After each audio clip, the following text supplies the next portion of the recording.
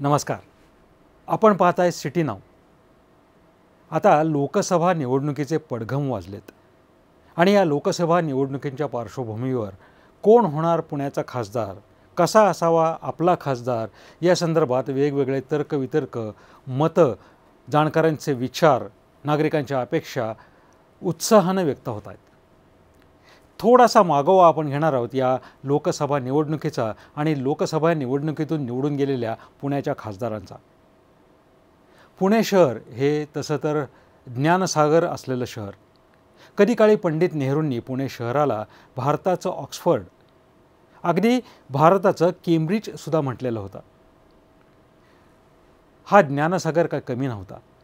अगदी आगरकर, सावरकर यांच्या जमान्यापासून टिळकांपर्यंत, आचार्य अत्र्यांपर्यंत, बाळासाहेब ठाकरे, शिवाजीराव भोसले यांच्यापर्यंत अनेकविध व्यक्ती, साहित्य सम्राट न. चि. केळकर यांच्यासारखे साहित्यिक, वपू, पुलक, जयवंत दळवी, अगदी मतकरींपासून गोनीदांपर्यंत अनेकविध साहित्यिकांनी या ज्ञानसागराच्या अपेक्षा, या ज्ञानसागराच्या कक्षा दोन्ही वाढवण्याचा प्रयत्नच केला. अगदी या पुण्याचा इतिहास ज्ञानोबा तुकोबांपासून सर्वश्रुत असाच आहे. या सगळ्याचा परिणाम एक समाज म्हणून या पुणे शहरावर काय झाला? मग जेव्हा भारताला स्वातंत्र्य मिळालं, या स्वातंत्र्यानंतर एक राजसमिती नेमण्यात यावी या विचारानं जेव्हा लोकसभा, विधानसभा हे टप्पे केले गेले आणि मग यासाठीचे प्रतिनिधी अर्थात लोकसभेचा खासदार. पुण्याची पहिली लोकसभा झाली 1951 साली, जेव्हा भारतीय काँग्रेस पार्टी आणि प्रजा सोशलिस्ट पार्टी असे दोनच प्रमुख पक्ष दावेदार होते. त्यावेळी 1951 साली काँग्रेसकडून नरहर गाडगीळ आणि इंदिरा मेदेव या लोकसभेकरता निवडून गेल्या. केशवराव जेदे यांच्यावर या दोघांनी सुमारे 1.5 लाखांच्या मतांच्या फरकानं मात केली आणि पुण्याचे खासदार म्हणून ते निवडून गेले. 1957 साली प्रजा सोशलिस्ट पार्टीनं पुण्याचं खासदारपद आपल्याकडे हिरावून घेतलं आणि नारायण गोरे हे पुण्यातून पुण्याचे खासदार म्हणून लोकसभेवर निवडून गेले. यानंतर 1962 साली पुन्हा एकदा काँग्रेस पक्षानं मुसंडी मारली आणि पुण्यातून काँग्रेसचे शंकरराव मोरे हे केंद्रामध्ये पुण्याचे खासदार म्हणून गेले. 1967 साली संयुक्त सोशलिस्ट पार्टीचे श्रीधर जोशी हे पुण्याचे खासदार म्हणून केंद्रात गेले. काळ तेव्हा थोडासा बदलत होता. पुणे शहरही हळूहळू प्रगतीच्या दिशेनं झेपावत होतं. 1971 साली काँग्रेसनं पुन्हा मुसंडी मारली, पुन्हा पुण्याचं खासदारपद आपल्याकडे हिरावून घेतलं आणि मोहन धारिया यांच्या रूपात पुण्याचे खासदार केंद्रात गेले. 1977 साली देखील मोहन धारिया हेच पुण्याचे खासदार म्हणून केंद्रात गेले, पण त्यांनी त्यावेळी काँग्रेसमधून जनता पार्टीकडे झेप घेतली होती. अर्थात पुण्याचा खासदार हा त्यावेळी मोहन धारिया यांच्या रूपात पण जनता पार्टीचा होता. त्यानंतर 1980, मग 84, मग 1989 साली काँग्रेस पार्टीचे विठ्ठलराव गाडगीळ हे पुण्याचे खासदार राहिले. कारण विठ्ठलराव गाडगीळ यांना पुण्याची नस ठाऊक होती.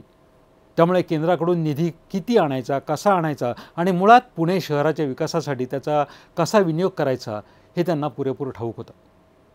1991 साली पुण्याच्या खासदारपदाची जागा भारतीय जनता पक्षाच्या अण्णा जोशी यांनी हिरावून घेतली. पण अण्णा जोशी यांच्या रूपात सुद्धा पुण्याला पुन्हा एक विकासाकडे नेणारा खासदार लाभला.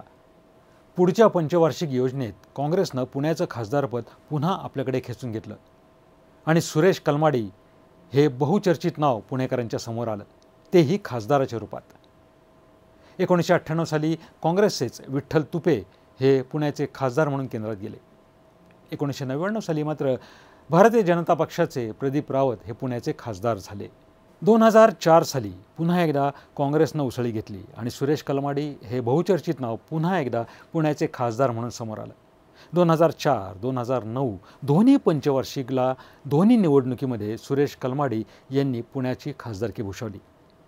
2014ला मात्र भारतीय जनता पक्षाचे अनिल शिरोळे हे निवडून आले. त्यांनी विश्वजित कदम यांच्यावरती सुमारे 3 लाखांची आघाडी घेऊन विजय मिळवला आणि पुण्याचे खासदार म्हणून ते केंद्रात गेले.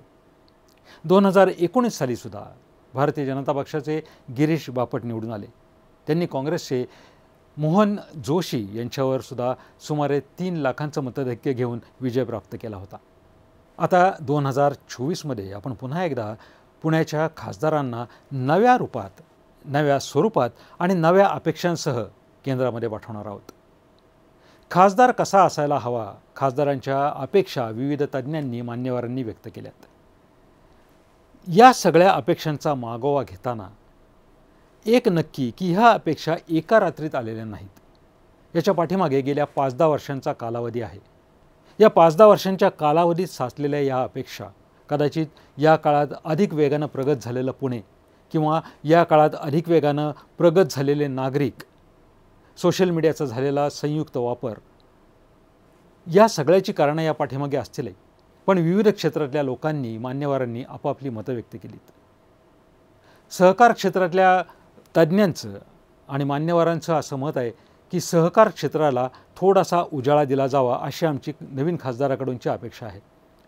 सहकार क्षेत्राला प्रोत्साहन देखील दिलं जावं अशा या अपेक्षा त्यांनी व्यक्त केल्यात. सहकारी भांडारं असतील, सहकारी बँका असतील, शेतीला पतपुरवठा करणाऱ्या सहकारी पतसंस्था असतील, अगदी शाळांमध्ये असलेली सहकार भांडारं असतील, जी गेल्या काही 5-10 वर्षात किंवा त्याही पूर्वी बंद पडली आहेत, ही सहकार भांडारं पुन्हा एकदा चालू व्हावीत. त्या माध्यमातून विद्यार्थ्यांमध्ये विद्यार्थी दशेतच, शाळेच्या आवारातच सहकार म्हणजे काय, सहकारी भांडार, सहकारी बँका, सहकारी पतसंस्था हे नेमकं स्वरूप काय आहे, याची व्याप्ती काय आहे, याचे भारतावर, भारताच्या राजकारणावर आणि भारताच्या अर्थकारणावर होणारे दूरगामी परिणाम काय असतील, हे त्यांना विद्यार्थी दशेतच कळावं. ही सहकार क्षेत्रातल्या तज्ज्ञांची मागणी एका वेगळ्या अपेक्षेच्या स्वरूपात नवीन खासदारांच्या समोर येते. वैद्यकीय क्षेत्राकडून सुद्धा आपल्या नवीन खासदारांकडून काही वेगळ्या अपेक्षा व्यक्त होत आहेत. विशेषतः वैद्यकीय क्षेत्रातला विमा हा एक सध्याचा बहुचर्चित विषय आहे. कारण वैद्यकीय क्षेत्रातल्या विमा कंपन्या वाटेल ते नियम स्वतःच्या मनाने कधीकधी लावतात, ज्याचा फटका रुग्णांना आणि रुग्णांच्या नातेवाईकांना रुग्णालयात गेल्यानंतर बसतो. काही कटू अनुभव समोर आल्यानंतर आता वैद्यकीय क्षेत्रातल्या काही तज्ज्ञांनी, नागरिकांनी ह्या अपेक्षा व्यक्त केल्यात की वैद्यकीय विमा आणि त्या साधनांवरचा मुळात GSTच कमी केला जावा. शिवाय वैद्यकीय सुविधांवरचा खर्च हा केंद्रानं अर्थात राज्य सरकारनं देखील वाढवावा की जेणेकरून कमीत कमी खर्चातल्या वैद्यकीय सेवा जास्तीत जास्त नागरिकांना सहज आणि सुलभपणे उपलब्ध होतील. प्राथमिक उपचार केंद्र सक्षम व्हावीत ही सुद्धा अपेक्षा वैद्यकीय क्षेत्राकडून व्यक्त केली जाते. कदाचित प्राथमिक उपचार केंद्रांची उणीव किंवा त्याच्यामधल्या दाहकता ह्या शहरामध्ये तेवढ्या प्रकर्षानं जाणवत नसतील सुद्धा, पण ग्रामीण भागामध्ये प्राथमिक उपचार केंद्र हाच रुग्णांसाठी पहिला सगळ्यात मोठा दिलासा असतो. ही प्राथमिक उपचार केंद्र ग्रामीण भागातली शक्य तेवढ्या लवकर सक्षम केली जावीत ही सुद्धा अपेक्षा वैद्यकीय क्षेत्राकडून व्यक्त होते. त्या ठिकाणी जाणवणारी डॉक्टरांची वानवा, उणीव ही तर नेहमीचीच ओरड आहे. याकडेही जाणीवपूर्वक लक्ष देणं गरजेचं आहे. सरकारी रुग्णालयातली जी रिक्त पदं आहेत, मग सरकारी रुग्णालय ही ग्रामीण भागातली असोत किंवा शहरातली असोत, ही रिक्त पदं शक्य तेवढ्या लवकर आणि शक्य त्या जाणीवपूर्वक, शक्य त्या सुशिक्षित लोकांच्या माध्यमातून भरली जावीत अशी अपेक्षा नवीन खासदाराकडून वैद्यकीय क्षेत्र व्यक्त करत आहे. कोणत्याही गावाचा, कोणत्याही शहराचा विकास हा तिथं होणाऱ्या व्यापार उद्यमावरती अवलंबून असतो. पुणे शहरही याला अपवाद नाही. पुणे शहरातल्या व्यापाऱ्यांची सुद्धा नवीन खासदाराकडून अशी अपेक्षा आहे की आपल्या नवीन खासदारांना व्यापाराची आणि व्यापाऱ्यांची, दोघांच्या प्रश्नांची थोडी तरी जाण असायला हवी. कारण व्यापार आणि व्यापाऱ्यांची वृद्धी, व्यापाऱ्यांचा विकास, एकूणच बाजारपेठेची लांबी, रुंदी, उंची, खोली या गोष्टी कुठेतरी खासदारांनी विचारात घ्यायला हव्यात. ज्या पद्धतीनं पुण्याची बाजारपेठ आधेमध्ये संकुचित होते, व्यापार उद्यम कमी होतो, बाजारामध्ये मंदी आहे असं सर्वसामान्य भाषेत बोललं जातं, याचा उठाव कधी होणार आहे हा प्रश्न नागरिकांना तर कळत नाही, व्यापाऱ्यांनाही कळत नाही. या संदर्भात राजकीय पातळीवर नेमकं काय करता येईल, यामध्ये काय लक्ष घालता येईल, बाजारातली मंदी कमी व्हावी याकरता व्यापाऱ्यांचा उत्साह, मग तो दरांच्या रूपात असेल किंवा करांच्या रूपात असेल, यासाठी काय करता येईल याचा समन्वय, याचा उहापोह खासदारांनी व्यापाऱ्यांबरोबर अधेमध्ये साधावा अशी अपेक्षा व्यापारी व्यक्त करत आहेत. छोट्या छोट्या व्यापाऱ्यांना जाचक ठरणाऱ्या GSTच्या अटी या एकतर रद्द व्हाव्यात, अन्यथा त्या काही प्रमाणात शिथिल व्हाव्यात. त्यातल्या अडचणी, कटकटी योग्य त्या मार्गानं, शक्य तेवढ्या लवकर त्या मार्गानं कशा कमी करता येतील, त्या कशा दूर करता येतील आणि व्यापाऱ्यांना सहज सुलभ पद्धतीनं व्यापार उदीम कसा साधता येईल याकरता लक्ष दिलं जावं, अशाही अपेक्षा व्यापारी वर्ग व्यक्त करतो आहे. नवीन येणाऱ्या खासदाराकडून साहित्य आणि कला क्षेत्रातल्या मंडळींनीही आपल्या अपेक्षा व्यक्त केल्यात. सगळ्यात गंभीर अपेक्षा ही आहे या क्षेत्रातल्या मंडळींची की आपल्या खासदाराला सांस्कृतिक क्षेत्राचं मुळात प्रशिक्षण देणंच गरजेचं आहे. अत्यंत गांभीर्याने घ्यायची ही गोष्ट आहे. सांस्कृतिक क्षेत्राचं प्रशिक्षण नसेल किंवा त्याविषयीची जाण नसेल किंवा या विषयाची खोली किती आहे याचाही अभ्यास नसेल तर कला क्षेत्रात आत्ता जे भयावह वातावरण निर्माण झालं आहे, हे वातावरण कधी बदलणार असा एक प्रश्न ही कला क्षेत्रातली मंडळी विचारत आहेत. त्यांची साधी साधी अपेक्षा आहे की कला क्षेत्र हे भयमुक्त असायला हवं. इथे कोणताही तणाव नसला पाहिजे. मग लेखक असतील, कवी असतील, पडद्यावरचे किंवा रंगमंचावरचे कलाकार असतील, चित्रकार असतील, फोटोग्राफर्स असतील, ह्या वेगवेगळ्या क्षेत्रातल्या आपापल्या माध्यमातून व्यक्त होणाऱ्या कलाकारांना एक भयमुक्त वातावरण असायला हवं. त्यांना त्यांच्या पद्धतीनं व्यक्त होता यायला हवं. अन्यथा मीडियाप्रमाणे या लोकांची मुस्कटदाबी होईल आणि मग सांस्कृतिक चित्रच बदलत जाईल. संविधानाचा योग्य तो आदर ठेवून या लोकांना व्यक्त व्हायची संधी ही मिळायलाच हवी, ही कलाक्षेत्रातल्या लोकांची एक वेगळी अपेक्षा म्हणण्यापेक्षा ही यांची प्रामुख्यानं मागणी आहे. सिनेमा, नाट्य, चित्रपट या क्षेत्रांकडे, संगीत क्षेत्राकडे खासदारांचं दुर्लक्ष होता कामा नये. अन्यथा वर्षभरात केव्हा तरी गणेशोत्सवामध्ये पुणे सांस्कृतिक महोत्सव भरवला की खासदाराचं काम संपलं अशी परिस्थिती पुण्यात नको आहे, अशी अपेक्षा पुण्यातले कलाक्षेत्रातली मंडळी व्यक्त करतात. वेगवेगळ्या पद्धतीची व्यासपीठं पुण्यामध्ये उपलब्ध असतानासुद्धा त्यांचा योग्य तो विनियोग होत नाही आहे. राजकीय अनास्था याला काही अंशी कारणीभूत आहे असाही आक्षेप या साहित्य कलाक्षेत्रातली मंडळी घेत आहेत. त्यामुळं पुण्याच्या नवीन खासदारांनी याही बाबतीत थोडंसं लक्ष घालावं. मुळात त्या संदर्भातलं प्रशिक्षण अगोदर स्वतः घ्यावं, हा एक गंभीर आक्षेप म्हणण्यापेक्षा गंभीर अपेक्षा त्यांच्याकडून व्यक्त केली जाते. उद्योग क्षेत्र, तंत्रज्ञान, माहिती क्षेत्र या क्षेत्रातल्या मंडळींनी सुद्धा आपल्या अपेक्षा या नवीन खासदारांकडून व्यक्त केल्यात. कारखानदारीचा आणि कारखानदारांचा गांभीर्यानं विचार करायला हवा अशा एका वेगळ्या गंभीर जाणीवेवरती या अपेक्षा कारखानदारांनी व्यक्त केल्यात. कारखानदारांच्या अनेक ज्या अडचणी आहेत, या अडचणी सोडवण्याकरता कुठेतरी खासदारांनी समन्वय साधावा, पुढाकार घ्यावा अशा अपेक्षा वेगवेगळे कारखानदार व्यक्त करत आहेत. कारखानदारांच्या परिसरातले रस्त्याचा प्रश्न असेल, पाणी पुरवठ्याचा प्रश्न असेल, वीज पुरवठ्याचा प्रश्न असेल, माल वाहतुकीचा प्रश्न असेल, अन्यथा या परिसरात निर्माण होणारी दादागिरी जी माफिया टोळ्यांच्या स्वरूपात समोर येते, हे सगळे प्रश्न कुठेतरी विचारात घेऊन, गंभीरपणे विचारात घेऊन कारखानदारांचं जीवन आणि कारखानदारांवरती अवलंबून असणाऱ्या कामगारांचं जीवन सुसह्य व्हावं अशी त्यांची अपेक्षा आहे. अवास्तव वाढणारे वीज दर आटोक्यात ठेवण्याकरता कुठेतरी वीज वितरण कंपनीला देखील खासदारांनी जाब विचारावा अशी अपेक्षा कारखानदार व्यक्त करत आहेत. एवढंच नव्हे तर कारखान्यांच्या परिसरात गुन्हेगारी मुक्त वातावरण असायला हवं, ही अपेक्षासुद्धा आता उंच पातळीवरून व्यक्त केली जाते. काही काळापूर्वी जेव्हा पोलिसांकडून या प्रकरणात लक्ष घातलं गेलं, गेल्या 4-5 वर्षांपूर्वी हे प्रकार काहीसे कमी झाले होते, काही ठिकाणी थांबल्यात जमा होते, पण आता पुन्हा एकदा माफिया टोळ्यांनी आपली डोकी वर काढली आहेत. आणि याचा त्रास कारखानदारांनाच होतोय असं नव्हे तर त्याचा परिणाम उत्पादनावर देखील होतोय, कारण तो कामगारांवर देखील होतोय. त्यामुळे हे परिणाम कुठेतरी थांबवले गेले पाहिजेत. माल वाहतुकीच्या सोयी ह्या दिवसेंदिवस अवजड होत चालल्यात. विमान मालवाहतूक हा त्यातला एक डोकेदुखीचा प्रश्न बनला आहे. या संदर्भातही कुठेतरी समन्वय साधून खासदारांनी मार्ग काढावा अशा अपेक्षा कारखानदार आणि उद्योग क्षेत्रातली मंडळी व्यक्त करतायत. पुण्यामध्ये बहुतांशी नागरिक हे सार्वजनिक वाहतुकीचा वापर करतायत, मग बस असेल, ST असेल अथवा रेल्वे असेल. खास करून रेल्वेनं प्रवास करणारे प्रवासी सर्वाधिक आहेत, जे इथून मुंबईसारख्या शहरात रोजच आपल्या कामधंद्याकरता नोकरीकरता जात येत असतात.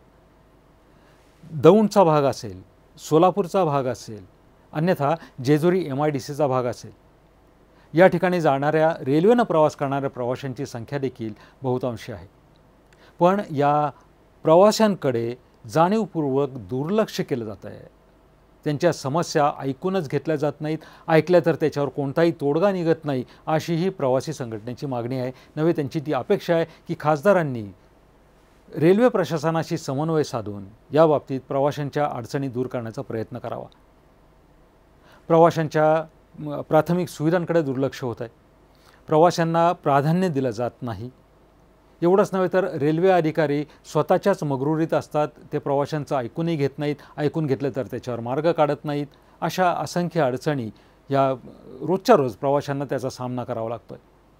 खरं तर अगदी पुणे रेल्वे स्टेशनवर जरी जाऊन बघितलं गर्दीच्या वेळेला, तरीसुद्धा ह्या प्रवाशांच्या अडचणी सहज लक्षात येतात. याकरता केवळ पुण्याचे नगरसेवक, पुण्याचे आमदार यापेक्षा अधिक वरच्या स्तरावरून काही घडणार आहे का? अर्थात पुण्याच्या खासदारांकडून काही घडणार आहे का? जाणीवपूर्वक त्यांच्याकडून काही समन्वय साधला जाणार आहे का? अशी ही अपेक्षा पुण्याच्या प्रवासी वर्गाकडून व्यक्त केली जाते. या आगामी लोकसभा निवडणुकींच्या पार्श्वभूमीवर येणाऱ्या नवीन खासदारांकडून अपेक्षा व्यक्त करण्यात पर्यावरणवादीसुद्धा आता मागे राहिलेले नाहीत. पर्यावरण, हवामान हा प्रत्येकाच्या जीवनाशी निगडीत असलेला घनघनिष्ठ प्रश्न आहे. पर्यावरणवाद्यांचं म्हणणं असं आहे की मुळात पर्यावरण शास्त्राचे धडे नवीन खासदारांनाच द्यायची गरज आहे. हाही पुन्हा एकदा गांभीर्यानं घ्यायचा विचार आहे. पुणे जिल्ह्याचा शाश्वत विकास केंद्रस्थानी ठेवून त्याच्यावरती विचार करायला हवा, असं पर्यावरणवाद्यांचं म्हणणं आहे. कारण पुण्याचं तापमान गेल्या काही वर्षात प्रचंड वाढतच चाललं आहे. हे कुठेतरी रोखणं गरजेचं आहे, त्याला एक स्वल्पविराम देणं गरजेचं आहे. पण सिमेंटची बेटं तयार होण्यापासून वाचतच नाहीत. गल्लोगल्ली सिमेंटचे रस्ते होत आहेत. त्यामुळं पाणी मुरणार कुठे? नदी आणि जलस्रोतांकडे जाणीवपूर्वक दुर्लक्ष होत आहे का, हा प्रश्न या निमित्तानं समोर येतो आहे. मग या प्रश्नाकडे लक्ष देणार कोण? मग खरोखर यांना ते प्रशिक्षण द्यायची, ते धडे द्यायची गरज आहे का, हाही प्रश्न नागरिकांना पडतो आहे. पर्यावरणाचा विकास करायचं म्हणजे नेमकं काय करायचं? एकीकडं वृक्षतोड होती, पण तेच वृक्ष आपल्याला दुसरीकडे त्याची पुनर्लागवड करता येईल का, याचा विचार होत नाही. ज्या ठिकाणी नवीन वृक्षांची लागवड केली जाते त्याची योग्य ती देखभाल होत नाही, त्याची संगोपना होत नाही. काही काळानं तेही वृक्ष वाळून जात आहेत, त्याचीही जंगलतोड होती आहे, त्यावरही कुणीही काही बोलत नाही. मग तापमानवाढीची ही कारणं जी पर्यावरणवाद्यांच्या लक्षात येतात ती राजकारण्यांच्या लक्षात येत नाहीत का, असाही प्रश्न पर्यावरणवादी आणि आता त्यांच्या जोडीनं नागरिक देखील विचारू लागलेत. मुळात नदी आणि जलस्रोतांकडे होणारं दुर्लक्ष हे तातडीनं थांबवलं गेलं पाहिजे. जमिनीमध्ये पाणी मुरलं पाहिजे. याकरता सिमेंटचा वापर होईल तेवढा कमीत कमी करता आला पाहिजे. हे कुठेतरी राजकीय पातळीवरून जर सामान्य पातळीपर्यंत जर पोचवलं गेलं तर आणि तरच या प्रश्नावरती तोडगा निघू शकतो, असं पर्यावरणवाद्यांना वाटतं. मतदान प्रक्रियेमध्ये महिलांचा देखील लक्षणीय असा सहभाग असतो. ग्रामीण असो वा शहरी, महिलांचा सहभाग हा वाढतोय, हे अत्यंत चांगली गोष्ट आहे. पण त्याचवेळेस या महिलांना काय वाटतं, आपला खासदार कसा असायला हवा, या महिलांनी देखील नवीन खासदाराकडून आपल्या काही अपेक्षा व्यक्त केल्या आहेत. सगळ्यात महत्त्वाची अपेक्षा म्हणजे सरकारी योजनांमध्ये, मग त्या महापालिकेच्या असतील, राज्य सरकारच्या असतील, मुख्य म्हणजे केंद्र सरकारच्या असतील, कुठल्याही महिलाविषयक योजनांचा, महिलाविषयक धोरणांचा पूर्णपणे आणि सातत्यानं पाठपुरावा केला जावा, अशी महिलांची अपेक्षा आहे. महिलांच्या आरोग्यविषयक बाबींचा गांभीर्यानं विचार करावा, अशी अपेक्षा काही महिला व्यक्त करत आहेत. इतकंच नव्हे तर महिला सक्षमीकरण धोरण हे नेमकं कुठे पोचलं आहे याचाही एकदा मागोवा घेतला जावा. अगदी शालेय स्तरापासून या गोष्टी मुलींच्या मनावर बिंबवल्या गेल्यात का? रस्त्यावरती जे चित्र दिसतंय त्यातून आपल्याला काय बोध घेता येतोय? हे सक्षमीकरण नेमकं कुठे झाले? नसेल झालं तर का झालं नाही? त्याची अपयशाची कारणं काय आहेत? मग हे धोरण यशस्वीपणे राबवण्याकरता नेमकं काय करायला हवं? अशा अपेक्षा काही महिला व्यक्त करतायत. महिलाविषयक जे काही चांगले कायदे आहेत ते कायदे अजूनही कागदावरच राहिलेले आहेत, किंबहुना रस्त्यावरचं चित्र तसंच दिसतंय, असे काही महिलांचे आक्षेप आहेत. याकरता नवीन खासदारांना त्याचा पाठपुरावा करणं गरजेचं आहे आणि सडेतोड जबाब देत या गोष्टी आमच्या शहरातल्या ग्रामीण भागातल्या महिलांपर्यंत पोहोचवणं देखील गरजेचं आहे. महिलांचं साक्षरीकरण, शाळेत येणाऱ्या किती मुली ह्या खरोखर सुसंस्कृत आणि सुशिक्षित झालेल्या असतात? इयत्ता 10वीत जेव्हा त्या शाळा सोडून बाहेर पडतात, महाविद्यालयीन पायरीकडे जातात, तेव्हा नेमकं काय घडतंय याचा थोडासा तरी मागोवा प्रत्येक शाळेतल्या शिक्षकांच्या माध्यमातून घेतला जावा, अशी अपेक्षा काही महिलांनी व्यक्त केली. पोलीस स्टेशनमध्ये मुख्यतः महिला पोलिसांकडून महिलांचीच होणारी छळवणूक थांबवण्याकरता जे चांगले कायदे आहेत हे महिलांना कळण्याकरता, उलट परिस्थितीमध्ये महिला पोलिसांकडून पुरुषांची देखील होणारी छळवणूक थांबवण्याकरता नेमके कायदे काय आहेत? या कायद्यांच्या पळवाटांपेक्षा कायदे कुणाकरता आहेत? त्याचा चांगुलपणा काय आहे? त्याचे परिणाम भारताच्या समाजकारणावर काय होणार आहेत? याचे धडे देखील आता खरं तर ती वेळ राहिली आहे का हाही प्रश्न आहे, पण तरीसुद्धा याचे धडे कुठंतरी राजकीय पातळीवरून स्थानिक पातळीवरती पोहोचणं गरजेचं आहे, अशी अपेक्षा काही महिला व्यक्त करत आहेत. हा समन्वय खासदारांनी अगदी मग पोलीस आयुक्त असतील, पोलीस निरीक्षक असतील, यांच्या माध्यमातून हा समन्वय कुठंतरी साधला जावा, अशी अपेक्षा पोलिसांकडून व्यक्त होती. सायबर क्राईम आणि सोशल मीडियावरून सध्या शाळेतल्या मुलींपर्यंत, महाविद्यालयीन मुलींपर्यंत पोहोचण्याचं जे काही प्रमाण आहे, ह्याला कसा आळा घालता येईल? केवळ मोबाईलवरती जाहिरात केल्यानं मुली या बाबतीत सक्षम होत आहेत किंवा त्या बाबतीत सावध होत आहेत असं घडताना दिसत नाही. आणि मग गुन्हेगारीचं प्रमाण जे वर्तमानपत्रातून किंवा सोशल मीडियातून जरी सर्वसामान्यांपर्यंत कमी प्रमाणात पोहोचत असलं तरीसुद्धा त्याची दाहकता आणि गंभीरता अधिक आहे. त्याकडं कुठंतरी वरच्या पातळीवरून लक्ष देणं आणि समन्वय साधणं ही अपेक्षा पुण्याच्या खासदारांकडून पुण्यातल्या महिला व्यक्त करत आहेत. ह्या सगळ्या अपेक्षा पुणेकर नागरिकांकडून, मग शहरी असतील अथवा ग्रामीण असतील, या सगळ्यांकडून आता खुलेआम व्यक्त होत आहेत. मी सुरुवातीला म्हणालो तसंच ह्या अपेक्षा एका रात्रीमध्ये आलेल्या नाही, त्याला गेल्या 5-10 वर्षांचा कालावधी लोटलेला आहे. पण मागच्या 10 वर्षांचा हा विचार करून, हा मागोवा घेऊन, ह्या अपेक्षा ध्यानी घेऊन, या अपेक्षांची जाणीव स्वतःमध्ये ठेवून आपल्या नवीन खासदाराला आता केंद्राकडे वाटचाल करायची आहे. कारण याच जाणीवांवरती पुढच्या 10 वर्षांचं नियोजन या खासदारांना करायचं आहे. पुणेकर नागरिकांच्या आता मूलभूत समस्या ज्या आहेत, रस्ते, वीज आणि पाणी, याच्याऐवजी रस्ते, वाहतूक आणि पाणी या समस्या आता प्रामुख्यानं समोर येत आहेत. रस्त्यांची दयनीय अवस्था का होते? महापालिकेमध्ये पास केली जाणारे टेंडर्स काय पद्धतीनं पास केली जातात? रस्त्यांचं काम पूर्ण नाही झालं तरीसुद्धा पैसे कसे अदा केले जातात? याचा कुठंतरी गांभीर्यानं विचार होणं गरजेचं आहे. रस्त्यांमध्ये पडणारे खड्डे हा आता संशोधनाचा भाग झाला आहे. किती खड्डे रोज बुजवायचे हा प्रश्न कदाचित महापालिकेलाच पडत असेल, पण मुळात खड्डे निर्माण व्हायची त्या रस्त्यांची तशी जर लायकी असेल तर त्याचे पैसे अदा का केले जातात असाही नागरिकांना प्रश्न पडतो आहे. मग हे खड्डे त्याच कंत्राटदाराकडून भरून का घेतले जात नाहीत? नागरिकांच्या करातून हा पैसा का पुन्हा वसूल केला जातो आहे? याचा त्रास महापालिकेनं का भोगायचा? महापालिकेच्या रस्ते विभागानं स्वतःची झोप का उडवायची जेव्हा सगळी चूक त्या कंत्राटदाराची असेल? या प्रश्नाचं उत्तर नागरिकांपर्यंत पोहोचणं गरजेचं आहे.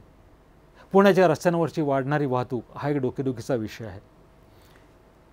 पुण्यातल्या काही महत्त्वाच्या चौकांमध्ये, काही महत्त्वाच्या भागांमध्ये जेव्हा उड्डाणपुलांचं किंवा ग्रेड सेपरेटरचं नियोजन केलं जातं तेव्हा ते अगदी तात्कालिक स्वरूपात नसायला हवं. पुढच्या 10 वर्षांचं नियोजन करून त्याची लांबी रुंदीचा विचार केला जावा. वाढत्या वाहतुकीचा, वाढत्या वाहनांचा एकूणच तो विचार त्याच्यामध्ये असायला हवा, अशी अपेक्षा पुणेकर नागरिक व्यक्त करत आहेत. पुणेकर वाहन चालकांचाच हा प्रश्न आहे असं नव्हे, तर पुणेकर नागरिकसुद्धा रस्ता क्रॉस करायला किती वेळ लागत होता 2 वर्षांपूर्वी आणि आता तोच रस्ता क्रॉस करायला किती वेळ लागतोय याचा विचार करण्यात मग्न आहेत. हे विचार प्रत्यक्ष अप्रत्यक्षपणे पुण्याच्या लोकप्रतिनिधींपुढे येत आहेत देखील, पण त्याच्यावर गांभीर्यानं विचार करणं आता तरी आवश्यक आहे, अशी अपेक्षा आता नागरिक नवीन खासदाराकडून व्यक्त करत आहेत. मुळात रस्त्याचे खड्डे बुजवणं आणि रस्त्यावरचं वाहतूक नियमन करणं हे खासदाराची कामच नाहीत, पण ज्यांच्याकडून ती केली जात नाहीत त्यांच्यावर कुठंतरी अंकुश असायला हवा. पाण्याचा प्रश्न तर सर्वतोपरी आहेच. पुण्याची लोकसंख्या वाढली, नागरिकीकरण वाढलं, वाहतूक वाढली, वाहनं वाढली, इमारती वाढल्या, घरं वाढली, पण म्हणून पुण्याची धरणं वाढणार नाही आहेत. पुण्याचा पाऊस आभाळातून पडणार तेवढाच पडणार आहे, याचा कुठंतरी गांभीर्यानं विचार होणं गरजेचं आहे. पुण्याच्या शहरामध्ये आणि आसपास असलेल्या अनेकविध हॉटेल्समधून, लॉजेसमधून, मॉल्समधून जे पाणी अर्ध्या अर्ध्या ग्लासच्या स्वरूपात फेकून दिलं जातं, मग देतानाच अर्धा ग्लास देता येईल का, किंवा फक्त पाण्याची अर्धीच बाटली देता येईल का, याचे धडे, जागृतीचे धडे कुठेतरी नागरिकांपर्यंत पोहोचणं गरजेचं आहे. आणि तसे जागृतीचे धडे देऊन जर काही होणार नसेल तर त्याच्यावर काही अंकुश ठेवता येईल का, हाही विचार केला गेला पाहिजे. कितीतरी हॉटेल्समधून, लॉजेसमधून पाणी गरम करण्याचं जे प्रमाण आहे, थंडीच्या दिवसात, पावसाळ्याच्या दिवसात जेव्हा बाहेरचं तापमान पूर्णपणे थंड असतं, जेव्हा या हॉटेल्सचे, लॉजेसचे हीटर्स सकाळी सकाळी लवकर काम करत नाहीत, पहाटे 5 वाजता सूर्यप्रकाश मिळाला नाही, मग सोलरवरती चालणारे हीटर्स काम करत नाहीत, मग जोपर्यंत गरम पाणी येत नाही तोपर्यंत 4 बादल्या पाणी फेकून दिलं जातं, मग 5वी बादलीत कुठेतरी कोमट पाणी येतं. पण प्रत्येक हॉटेलात प्रत्येक माणूस जर रोज 4 बादल्या पाणी फेकून देणार असेल तर पाण्याचा किती अपव्यय होतो आहे. मग हा विचार जर समोर ठेवला तर पुण्याचे हॉटेल्स, पुण्याचे लॉजेस, केवळ पुणंच नव्हे तर पुण्याच्या ग्रामीण भागात पूर्ण महाराष्ट्र राज्याचा विचार केला तर किती पाण्याचा अपव्यय होतो आहे हे जर ध्यानी घेतलं तर सगळ्या हॉटेल्सना, सगळ्या लॉजेसना विजेवरती चालणारे हीटर बंधनकारक का केले जात नाही आहेत? वीज बिल भरणं सोपं आहे का फेकून दिलेलं पाणी परत आणणं सोपं आहे? याचाही विचार कुठेतरी व्हायला हवा, अशा अपेक्षा आता नागरिक खुलेआमपणे व्यक्त करत आहेत. पुण्याच्या खासदारांकडून वेगवेगळे मान्यवर आपल्या अपेक्षा व्यक्त करतातच आहेत. ज्या अपेक्षा आमच्या खासदार कसा असायला हवा या कार्यक्रमातून थेट आपल्यापर्यंत पोहोचल्यात, पण तरीसुद्धा त्याच्या व्यतिरिक्त असलेला हा परामर्श आपल्यापर्यंत पोहोचवण्याचा आमचा हा छोटासा प्रयत्न. पुन्हा भेटूयात अशा पुढच्या छोट्याशा प्रयत्नामध्ये. नमस्कार.